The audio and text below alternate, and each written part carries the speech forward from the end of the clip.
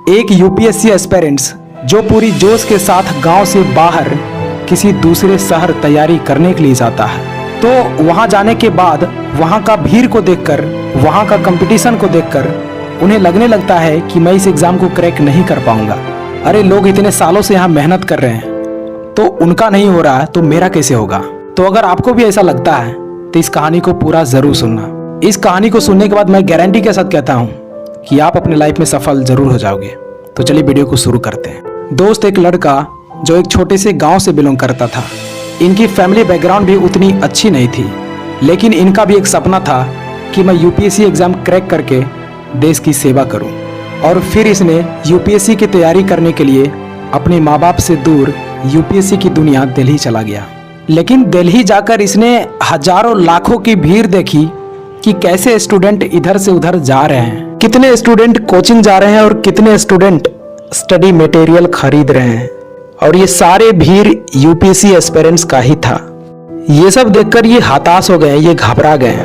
ये इतनी भीड़ को देखकर, इतने कंपटीशन को देखकर डिप्रेशन में चला गया और इनके दिमाग में सिर्फ नेगेटिव बातें चलने लगी।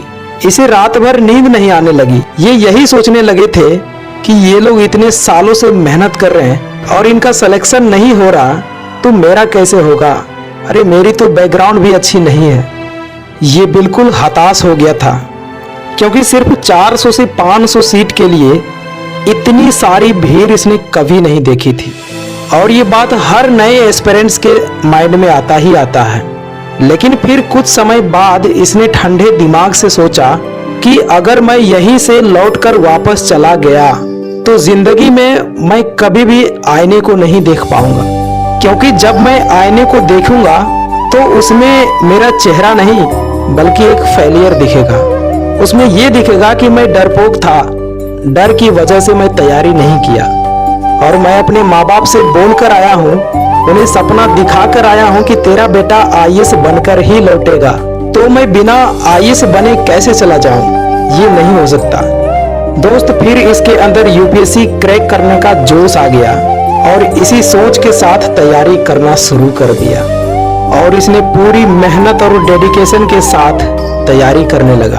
और दोस्त, तैयारी करने के बाद जब इसने एग्ज़ाम दिया तो अफसोस, इनका प्री एग्ज़ाम ही क्वालिफाई नहीं हो पाया और इसे एक बड़ा झटका लगा और सोचने लगा कि जिस एग्ज़ाम को क्लियर करने का सपना लेकर आया था और इसका पहला ही एग्ज़ाम में मैं फेल हो गया।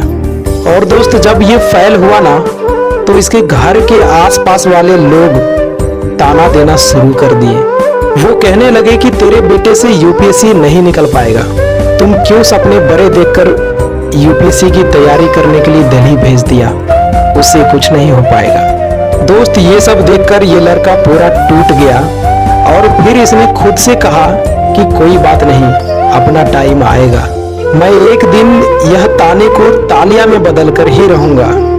और दोस्त, इसने इस साल किए गए गलतियों को सुधार करके दुगनी मेहनत के साथ तैयारी करना शुरू कर दिया और इसका परिणाम यह निकला कि इसने प्री मेंस अपने दूसरे ही अटेम्प्ट में पास कर गया और अब सिर्फ इसका इंटरव्यू ही बाकी था।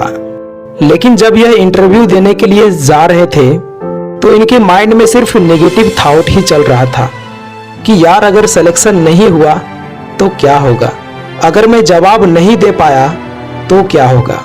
मतलब इसे खुद के ऊपर भरोसा नहीं रहा था।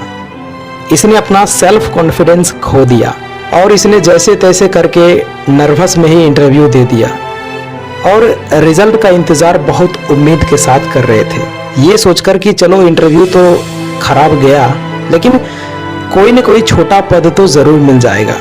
लेकिन दोस्त, जब रिजल्ट आया तो ठीक उसका उल्टा हो गया, लिस्ट में इनका नाम ही नहीं था। इसके बाद ये लड़का खुद को संभाल नहीं पाया, इनका सारा सपना चूर चूर हो गया और इनके साथ इनके माँ बाप का भी सपना टूट गया। और एक तरफ ये और दूसरे तरफ इनके माता पिता रो रहे थे, क्योंकि एक मिडिल क्लास फैमिली के पास ज़्यादा चांस नहीं मिला करता और इसे 2 अटेम्प्ट मिले थे, क्योंकि एक मिडिल क्लास फैमिली दिल्ली का खर्च कैसे उठाते हैं